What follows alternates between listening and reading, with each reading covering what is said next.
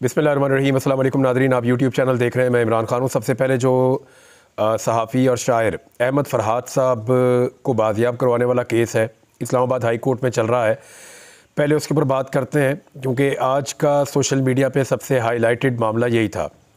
Islamabad high court ने लापता शायर अहमद फ़रहाद बाजियाबी केस की लाइव स्ट्रीमिंग का फ़ैसला कर लिया है। यानी अब जो लापता अफराद के हवाले से केस है और स्पेशली ये जो अहमद फ़रहाद वाला केस है, इसको अब बराह रास्त दिखाया जाएगा। 29 तारीख को इसकी अगली समाअत है और उसमें सेक्टर कमांडर इस्लामाबाद को ज़ाती हैसियत में तलब किया गया है।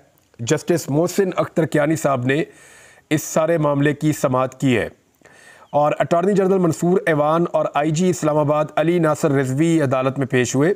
अटॉर्नी जनरल का कहना था कि कुछ CDR मिली हैं, इनसे ट्रेस कर रहे हैं, जिस पर जस्टिस मोहसिन अख्तर कियानी ने पूछा कि आप कह रहे हैं कि रियासत नाकाम हो चुकी है। अटॉर्नी जनरल ने जवाब दिया कि अभी रियासत नाकाम नहीं हुई, जिस पर जस्टिस मोहसिन अख्तर कियानी ने रिमार्क्स दिए कि रिकवर करना रियासत की मजबूरी है वरना रियासत की नाकामी है। अदालत ने दरियाफ्त किया कि सेक्रेटरी दिफा आए हैं, जिस पर अटॉर्नी जनरल ने बताया कि सेक्रेटरी दिफा आज नहीं आए, उनका ऑर्डर नहीं था लेकिन वो आ जाएंगे। अदालत का कहना था कि सेक्रेटरी दिफा आइंदा समाअत पर पेश हों और ISI की वर्किंग समझाएं। पूछा कि ISI में सेक्टर कमांडर और उनके मातहत कितने अफराद होते हैं। अदालत ने रिमार्क्स दिए कि अब एजेंसीज कहीं छुप कर नहीं बैठेंगी। जस्टिस मोहसिन अख्तर कियानी का कहना था कि अहमद फ़रहाद की बाजियाबी ना होना तो रियासत की नाकामी है। अटॉर्नी जनरल ने बताया कि अभी इसको रियासत की नाकामी ना कहें, अगर हम ना पेश कर सके तो मान लूँगा कि रियासत नाकाम हो गई। जस्टिस मोहसिन अख्तर कियानी ने रिमार्क्स दिए कि वर्किंग की ट्रांसपेरेंसी बहुत ज़रूरी है। अमन व अमान की सूरत ख़राब भी होती है, पुलिस वाले मारे खाते हैं, वर्दी भी फड़वाते हैं। जस्टिस मोहसिन अख्तर कियानी ने इस्तफसार किया कि अगर इदारे जवाबदेह ना हो और आप इन्हें जवाबदेह ना कर सकें तो क्या होगा। एजेंसीज का भी एक स्ट्रक्चर होगा, कोई किसी को जवाबदेह होगा। हमने सारे सवाल समझने और इस जजमेंट में देने हैं। अदालत का कहना था कि अब इस आदमी का रिकवर होना पीछे रह गया है, हम कुछ चीज़ें तय करेंगे। लापता अफराद केस में अब सेक्टर कमांडर का बयान रिकॉर्ड किया जाएगा, पुलिस अफसर इसका बयान लेकर ज़िम्नी लिखेगा। अदालत ने सेक्रेटरी दिफा को अगली समाअत पर तलब किया। जस्टिस मोहसिन अख्तर कियानी ने रिमार्क्स दिए कि सेक्रेटरी दिफा आकर समझाएं कि ISI डाटा कैसे जमा करती है। अदालत को बताया जाए कि सेक्टर कमांडर के नीचे कितने लोग काम करते हैं। जस्टिस मोहसिन अख्तर कियानी का कहना था कि हमारा मानना है सारे इदारे कौम को जवाब दें, दूसरे इदारों के लोगों से पूछें तो कभी मुअत्तल हुए हैं, वो कभी नहीं हुए होंगे। मोहसिन अख्तर कियानी ने कहा कि मगर पुलिस वाला बताएगा कि 24 बार 38 बार मुअत्तल हुआ हूँ। अब हम पूरे पाकिस्तान में लापता होने वाले अफराद के लिए मैकेनिज्म बनाएंगे। जस्टिस मोहसिन अख्तर कियानी ने रिमार्क्स दिए कि जज ने कानून देखकर फैसला करना है, बंदा बाजियाब कर लेना मामले का हल नहीं है। अगली तारीख में बताएं कि कौन से कानून के जरिए एजेंसी रेगुलेट होती है। जस्टिस मोहसिन अख्तर कियानी ने रिमार्क्स दिए कि जो प्रोटेक्टेड इंफॉर्मेशन होती है जज उसको शेयर नहीं करता। एक मिसिंग पर्सन के केस में सेक्रेटरी दिफा और सेक्रेटरी दाखिला को करोड़ करोड़ रुपए जुर्माना किया था। उनका मजीद कहना था कि मैंने कभी नहीं कहा कि अदालत ने दहशतगर्द को जमानत दी हो। 10 दिन हो गए, बता नहीं रहे बेचारे का क्या होगा। जस्टिस मोहसिन अख्तर कियानी ने रिमार्क्स दिए कि अदालती मावनीन भी मुकर्रर किए जाएंगे, वो सहाफ़ियों में से भी होंगे। साबिक IGs को भी दावत दूंगा। अहमद मीर वहाँ पे अदालत में मौजूद थे। उन्होंने बताया कि सहाफ़ियों को मुल्क में मुश्किलात का सामना है। आपके रिमार्क्स के बाद वज़ीर कानून ने प्रेस कॉन्फ्रेंस की और पैमरा का नोटिफिकेशन है कि अदालती कार्रवाई अब नशर नहीं की जा सकती। तो जस्टिस मोहसिन अख्तर कियानी ने रिमार्क्स दिए कि वो नोटिफिकेशन मेरे लिए नहीं है। अहमद मीर ने बताया कि नोटिफिकेशन के मुताबिक सिर्फ लाइव स्ट्रीमिंग की रिपोर्टिंग की जा सकेगी। इस पे जस्टिस मोहसिन अख्तर कियानी ने कहा कि जो भी मिसिंग पर्सन का केस इस अदालत में लगेगा उसकी लाइव स्ट्रीमिंग की जाएगी। मजीद रिमार्क्स दिए कि मिसिंग पर्सन के केसेस में लार्जर बेंच बनना चाहिए ताकि मामला हल किया जा सके।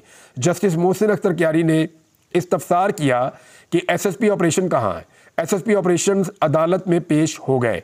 SSP ऑपरेशन ने अदालत को बताया कि लोकेशन ट्रेस कर ली गई है, टीम वहां पर मौजूद है। जिस पर जस्टिस मोहसिन अख्तर कियानी ने इस्तफसार किया कि आप किस एजेंसी की मावनत हासिल कर रहे हैं। SSP ऑपरेशन ने बताया कि पुलिस IB से मावनत हासिल कर रही है। उन्होंने पूछा कि ISI और MI शामिल नहीं है। जस्टिस मोहसिन अख्तर कियानी ने अपनी अदालत की कार्रवाई बराह रास्त नशर करने का फैसला कर दिया और अहमद मीर साहब ने वहाँ ये बताया कि पैमरा के जरिए मीडिया से ऐलान जंग कर दिया गया है। उन्होंने सवाल उठाया कि इस अदालत की कार्रवाई क्या मीडिया पर रिपोर्ट हो सकती है, जिस पर रिमार्क्स दिए जज साहब ने कि मीडिया को बिल्कुल रिपोर्ट करने की इजाज़त है। पैमरा का ऑर्डर मेरे सामने नहीं, हम आइंदा इस अदालत की कार्रवाई लाइव दिखाएंगे। जज साहब ने कहा कि इस अदालत के मिसिंग पर्सन के केसेस लाइव दिखाने का ऑर्डर जारी करूंगा। ये बहुत मुश्किल वक्त है, हम सब एक आदमी के लिए नहीं बल्कि पूरे मुल्क के लिए खड़े हैं। जज साहब ने रिमार्क्स दिए कि गुज़िश्ता 3 सालों में जो कुछ हुआ वो सबके सामने है। एक टीम जो काम करके गई थी, दूसरी टीम ने उसे मुलजिम बना दिया। और जस्टिस साहब ने यह कहा कि हम अदालती मावनीन मुकर्रर करेंगे। हामिद मीर साहब से भी कहेंगे कि अदालत की मावनत करें। पैमरा की जानिब से अदालती कार्रवाई की रिपोर्टिंग पर पाबंदी के मामले पर जज साहब ने कहा हम ऑर्डर जारी करेंगे, हम समात लाइव करेंगे। उन्होंने मार्क्स दिए कि जबरी गुमशुदगी कमीशन की रजिस्ट्रार को बुलाया था, अफसोसनाक कारकर्दगी है, वो उधर से भी मान रहे होते हैं और बंदा भी नहीं छोड़ रहे होते। उन्होंने कहा कि ये जो इस्तिस्ना मिला हुआ है ना, इसी इस्तिस्ना को ही ख़त्म करना है। मजीद कहा कि या तो एजेंसियों को कानून साजी करके 6-6 माह का आप इख्तियार दे दें। तो इस पर अटॉर्नी जनरल ने कहा कि एजेंसियों के पास ऐसा इख्तियार नहीं है, जिस पर जस्टिस मोहसिन अख्तर कियानी का कहना था कि आइन इन बाकी चीज़ों की भी इजाज़त नहीं देता जो इस वक्त हो रही हैं। फिर अदालत ने एसएसपी ऑपरेशन को सेक्टर कमांडर का बयान रिकॉर्ड करने का हुक्म दिया। जस्टिस मोहसिन अख्तर कियानी का कहना था कि सेक्टर कमांडर अगली समात पर ज़ाती हैसियत में पेश हों। और उन्होंने कहा, रिमार्क्स दिए कि मेरा ये मानना है कि सेक्टर कमांडर एक एसएचओ के बराबर है। और ये डॉन न्यूज़ से मैंने सारा आपको रिपोर्ट किया है, डॉन न्यूज़ के ऊपर ये ऐसे ही छपा हुआ है, बाकी सबके सब ने इसको छापा है, इसके ऊपर लिखा है। उन्होंने कहा किसी को शर्मिंदगी नहीं होनी चाहिए अदालत में पेश होते हुए, एक एसएचओ के बराबर है सेक्टर कमांडर। ये जस्टिस मोहसिन अख्तर कियानी साहब ने कहा। बाद अदालत ने केस की समात 29 मई तक मुलतवी कर दी। जज साहब ने यह भी कहा कि मैं वो आखिरी आदमी होऊंगा जो किसी बावर्दी अफसर की बेइज्जती करूंगा। ISI की इंटरनल वर्किंग कैसी है, क्या रियासत के फंड्स इस्तेमाल होते हैं, ये भी जज साहब ने पूछा। अब मामला ये है कि सहाफ़ियों का ये मानना है, मैं इस्लामाबाद में मौजूद था, सब ये कह रहे थे कि जो पैमरा का एक नोटिफिकेशन आया, ये जो पिछली समात हुई थी शायर के बाजियाबी के लिए और जो रिमार्क्स दिए थे जस्टिस मोहसिन अख्तर कियानी साहब ने, वो रिमार्क्स रिपोर्ट होने के बाद ये पाबंदी आयद की गई पैमरा की जानिब से कि अब अदालती कार्रवाई को रिपोर्ट नहीं किया जा सकेगा जब तक कि लाइव स्ट्रीमिंग ना हो। तो वो एक मिसाल है, वो इतनी अच्छी तो नहीं है कि आप नमाज़ें बख्शवाने गए और रोज़े गले पड़ गए, ये एक मिसाल है। या आप ये कह लें कि एक काम करने के लिए गए थे, दूसरा काम गले पड़ गया। अब हुआ ये कि पैमरा के ज़रिए से कोशिश की गई कि आइंदा अदालती कार्रवाई रिपोर्ट ना हो, उल्टा ये हो गया, अदालत ने हुक्म जारी कर दिया जब कार्रवाई ही हम लाइव दिखाएंगे। अब उसकी लाइव स्ट्रीमिंग होगी, सारी दुनिया उसको देखेगी, टेलीविज़न के ऊपर वो चलेगी। तो एक काम ये हुकूमत करती है, दूसरा काम गले पड़ जाता है और बड़ी अजीब सूरत है। इसके ऊपर जो है वो एक हसनात मलिक साहब का बयान है कि एक्चुअली जजेस के और इंतज़ामिया के बीच में इस वक्त चल क्या रहा है। हसनात मलिक साहब ये कह रहे हैं कि हुकूमत ने जजेस से रब्ता किया है, लेकिन जजेस की तरफ से अच्छा रिस्पॉन्स नहीं मिला। इस्लामाबाद हाई कोर्ट में इस वक्त वादे तौर पर हुकूमत और मुक़तदरा को परेशानी का सामना है। इसी वजह से जजेस के खिलाफ कंपेन चलाई जा रही है ताकि जजेस प्रेशर में आकर बातचीत करें, यानी प्रेशर में आएंगे, कोई ऐसी बात करेंगे जिसके ऊपर फिर तनकीद करने का मौका मुखालिफिन को या अपने आप को विक्टिम शो करने का एक मौका मुखालिफिन को मिलेगा। तो ये हसनात मलिक साहब ने कहा। इसके बाद एक और बड़ा स्टेटमेंट है जो chief justice Lahore high court ने दिया है। अभी तक आप इस्लामाबाद हाई कोर्ट में थे और वहाँ पे एक और चीज़ हो गई है, जो पैमरा का नोटिफिकेशन था सारा का सारा मीडिया उसके खिलाफ हो गया। ये नोटिफिकेशन आ क्यों रहा है, ज़रा इसको आप समझें। ये ऐसी चीज़ें अब क्यों करनी पड़ रही हैं, मीडिया को क्यों दबाना पड़ रहा है। सोशल मीडिया के खिलाफ बड़े खौफनाक कवानीन बनाए जा रहे हैं, हद तक इज़्ज़त वाले कवानीन जो है उनको तैयार किया जा रहा है, जो आइन से मुतसादम चीज़ें हैं उनमें शामिल की जा रही हैं। सहाफ़ियों को लगातार दबाया जा रहा है, उनके ऊपर दबाव डाला जा रहा है, उनको नौकरी करने से रोका जा रहा है। मेरे पास 1.5-2 साल से नौकरी नहीं है। आरिफ हमीद भट्टी साहब हैं, वो अभी नौकरी से निकाले गए हैं। हालांकि टीवी चैनल हमें काम देना चाहते हैं, उन्हें पता है कि वो हमें काम देना चाहते हैं, वो कहते भी हैं, लेकिन वो कहते हैं जी NOC नहीं है हमारे पास कि आपको ऑन एयर करना है या नहीं करना। तो ये कब तक रहेगा, कभी ना कभी ये मामला ख़त्म हो जाएगा। हमें यही काम करना होता है, हम फिर टीवी चैनल पे जाके मुख्तलिफ अखबारात में टीवी चैनल्स के ऊपर हम यही काम कर रहे होंगे। अब मामला ये है, ये हो क्यों रहा है, इसको समझिए ज़रा। 2 साल में जो गुज़िश्ता 2 साल के अंदर झूठे मुकदमे और नाइंसाफ़ियों का जो गंद मारा गया है ना, 2 साल के अंदर जितने झूठे मुकदमे और नाइंसाफ़ियों का एक कचरा फैलाया गया है, एक गंद मारा गया है, अब उस गलाजत के अंदर से ताफुन उठ रहा है और वो किसी से भी बर्दाश्त नहीं हो रहा। 2 साल तक जो करना था तो वो तो कर लिया, लेकिन जैसे ही अदलिया ने अंगड़ाई ली, अदलिया जागना शुरू हुई, तो अब वो गंद सबके सामने आ रहा है अदलिया के फैसलों की सूरत में और जजेस के रिमार्क्स की सूरत में। अब वो मामला ये नहीं है कि सारे लोग गिरफ्तार हो जाएंगे। जिन लोगों ने ये गलत किया उनमें बहुत सारे लोग आप सामने से आप जानते हैं, बहुत सारों को आप जानते नहीं, वो पीछे रह के काम करते हैं, लेकिन सबको सजा तो नहीं हो सकती ना। हाँ, ये जरूर है जो बेगुनाह लोग हैं वो बच जाएंगे, लेकिन जिन लोगों ने ये सारा गंद मारा है, जिस गलाजत में से अब ताफुन उठ रही है, जिस गलाजत में से अब ताफुन उठ रहा है, वो लोग एक्सपोज हो जाएंगे, बेनकाब हो जाएंगे। उन लोगों को बेनकाब होने से बचाने के लिए हुकूमत हर मुमकिन कोशिश कर रही है कि सहाफ़त को, सहाफ़ती आवाज़ों को दबा दिया जाए, चाहे फस्तायत ज़दा कवानीन के ज़रिए से, चाहे कुछ भी किया जाए। जो 2 साल हमने गंद मारा है ना, वो किसी को नज़र नहीं आना चाहिए। ये पूरा पाकिस्तान अब देखता है, सब लोग अब जानते हैं, इंटरनेशनली सबको पता है। पाकिस्तान तहरीक इंसाफ के लोगों के साथ जो यूरोपीय वफद मिले मुख्तलिफ ममालिक के, उन्होंने बड़ा क्लियरली उनको ये कहा कि there is no level playing field in Pakistan, कि लेवल प्लेइंग फील्ड है ही नहीं पाकिस्तान में। बड़ा कैटेगोरिकली वो ये कह कर गए। अमेरिकन का ज़रा मौक़िफ़ मुख्तलिफ है, पाकिस्तान तहरीक इंसाफ और अमेरिकन में क्या चल रहा है वो मैं आपको किसी और वीलॉग में बताऊंगा। लेकिन अब ये मामला है कि अदालती फैसलों के नतीजों में जो लोग बेनकाब होने वाले हैं उनको बचाने के लिए मीडिया पर पाबंदियों की कोशिशें की जा रही हैं। ये इसलिए हो रहा है। अब लाहौर हाई कोर्ट के चीफ जस्टिस हैं, ज़रा उनका स्टेटमेंट सुने, बड़ा ईमान ताज़ा करने वाला स्टेटमेंट है। उन्होंने कहा किसी से लड़ाई नहीं चाहते, लेकिन अदालतों का एहतराम नहीं तो हमसे भी तवक्को ना रखें। पंजाब जुडिशल एकेडमी में प्री सर्विस ट्रेनिंग के जो ट्रेनिंग कोर की इख्तितामी तकरीब से खिताब करते हुए chief justice Lahore high court Malik Shahzad Ahmad Khan साहब का कहना था कि अदल करना बहुत बड़ी जिम्मेदारी है। जजेस बगैर खौफ के काम करें, जज को कानून पर दस्तरस होनी चाहिए और जज को किसी के प्रेशर में नहीं आना चाहिए। जजेस जदीद टेक्नोलॉजी से इस्तेफादा करें।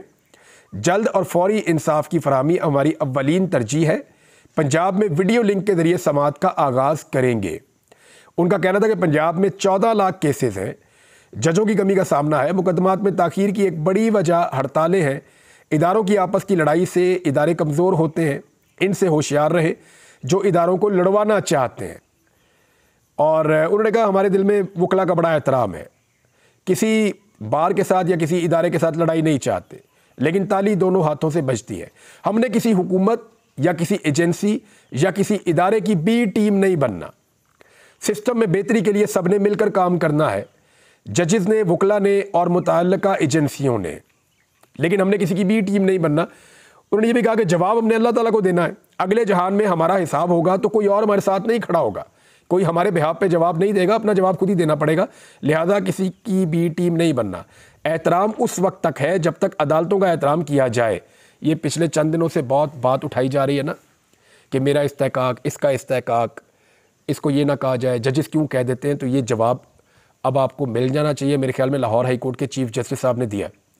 उन्होंने कहा एहतराम उस वक्त तक है जब तक अदालतों का एहतराम किया जाएगा।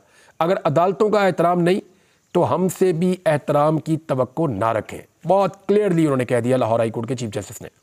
नाज़रीन, मुस्तफ़ा नवाज़ खोखर ने और मोहम्मद ज़ुबैर ने बहुत बड़े बड़े पोल खोल दिए हैं। पाकिस्तान तहरीक इंसाफ का दफ्तर गिराने वालों ने सोचा कि ईंट से, सीमेंट से, बजरी से और सरिये से पार्टी बनती है। सरिये से नहीं, नज़रिए से पार्टी बनती है साहब। नज़रिया तोड़ना पड़ेगा, दफ्तर तोड़ने से कोई फ़र्क नहीं पड़ता। तहरीक इंसाफ इतनी बड़ी पॉलिटिकल पार्टी बन गई है और आज भी उसको तोड़ने की कोशिश करने वाले सिर्फ सरिये को तोड़ रहे हैं और नज़रिए का कोई तोड़ उनके पास मौजूद नहीं है। लिहाजा तहरीक इंसाफ तो ये कहती है अपना दफ्तर भी खुलवा लेंगे और वो खुल ही जाएगा, आज नहीं तो कल खुल जाएगा। लेकिन ये सारी चीज़ें देखें, जब नवाज शरीफ बुरे वक्त में थे ना तो काफ लीग ने उनका एक दफ्तर भी छीन लिया था बकौल उनके। पीपल्स पार्टी को भी अपने दफ्तर में प्रॉब्लम रही है, एमक्यूएम के दफातर बन रहे हैं। आज ये तीनों हुकूमत में और उन्होंने पाकिस्तान तहरीक इंसाफ का दफ्तर तोड़ दिया। इन्होंने माजी से कुछ नहीं सीखा, बल्कि ये कहा जाए कि जब इनके ऊपर बुरा वक्त था तो इन्होंने इसको गलत कहा और आज वही सारा कुछ ये पाकिस्तान तहरीक इंसाफ के ऊपर ट्राई कर रहे हैं। यानी नून लीग ने पहले पीपल्स पार्टी के साथ किया, पीपल्स पार्टी ने नून लीग के साथ किया, दोनों ने मिलकर एमक्यूएम के साथ किया। अब ये तीनों मिलकर वही काम जिससे ये खुद गुजरे हैं पाकिस्तान तहरीक इंसाफ के साथ कर रहे हैं। है ना इंटरेस्टिंग? नाज़रीन, खबरें काफ़ी हैं मेरे पास, लेकिन पाकिस्तान तहरीक इंसाफ ने एक बहुत अहम निशानदेही की और एक बहुत बड़ी खबर है। PTI रहनुमाओं ने कहा कि इमरान खान ने अपने कत्ल का खदशा जाहिर किया था और अब बात उसी तरफ जाती हुई दिखाई दे रही है। ये लोग वज़ीर आज़म को निकालते थे और लाते थे। इस बार वो नहीं हुआ तो उन्होंने 9 मई का ड्रामा किया। सेक्रेटरी इत्तलात पाकिस्तान तहरीक इंसाफ रऊफ़ हसन ने, लतीफ़ खोसा ने, फिरदौस शमीम नकवी ने और अली मोहम्मद ख़ान ने खैबर पख्तूनख्वा हाउस में प्रेस कॉन्फ्रेंस करते हुए कहा, और इन्होंने कहा कि रात को हमारे सेक्रेटेरिएट पर नकब लगाए गए। एक दिन पहले भी अक़वाम मुत्तहिदा का वफ़द बैठा था तो उन्होंने हम पर अटैक किया था। अक़वाम मुत्तहिदा की गाड़ी भी चेक की गई थी। इनके अंदर की नफ़रत ख़त्म नहीं हुई। 2 साल से हम रियासत के फाशिज़म में जी रहे हैं। ये लोग वज़ीर आज़म को निकालते थे और लाते थे। इस बार वो नहीं हुआ तो उन्होंने 9 मई का ड्रामा किया है। उन्होंने अपना रवैया बरकरार रखा 1 साल तक और वक्तन फ़वक्तन इसमें शिद्दत आती रही। इलेक्शन में जिस तरह से अवाम ने इमरान खान को वोट दिया वो आपके सामने है। इन्होंने तमाम हथकंडे अपनाकर देख लिए, मगर इस लीडर की ताकत दिन ब दिन बढ़ती रही। ना ये खान साहब को मजबूर कर सके और ना ही पार्टी को। इमरान खान ने कहा था कि इनके पास एक ही रास्ता रह गया है कि अब ये हमें कत्ल कर दे, और ये बात अब उसी तरफ जाती हुई दिखाई दे रही है। जब आप स्कूल में थे तब इमरान खान दुनिया भर में पाकिस्तान का झंडा लेकर फिरता था। अफसोस ये कौम कब तक अपने लीडर्स को बलि चढ़ते हुए देखेगी। हमारे वर्कर के साथ क्या कुछ नहीं हुआ। यास्मीन राशिद साहबा की उन्होंने मिसाल दी, 80 साल कैंसर की मरीज़ हैं, वो बेड पर पड़ी हैं। आप क्या समझते हैं कि शारक पर हमला करके रऊफ़ हसन को डरा देंगे? तो ये नहीं हुआ। एक चीज़ मैं आपको बताऊं, यास्मीन राशिद साहबा से मेरी बात होती थी जब नवाज शरीफ साहब अस्पताल में थे, तो मुझे क्योंकि उस वक्त शक था कि प्लेटलेस वाला मामला मशकूक है, तो मैंने उनसे बात की। उन्होंने कहा इमरान जो भी है, मैं एक डॉक्टर भी हूँ और एक इंसान भी हूँ। नवाज शरीफ अस्पताल में मौजूद है, जब तक वो अस्पताल में दाखिल है मेरी रिस्पॉन्सिबिलिटी है और मैं सबको कहूँगी कि उसका भरपूर ख्याल रखा जाए। ये डॉक्टर यास्मीन राशिद है और उनके साथ उसी नवाज शरीफ की बेटी क्या कर रही है आपके सामने। अब तक लेते हैं, अपना ख्याल रखिएगा, अपने इस चैनल का भी। अल्लाह हाफ़िज़।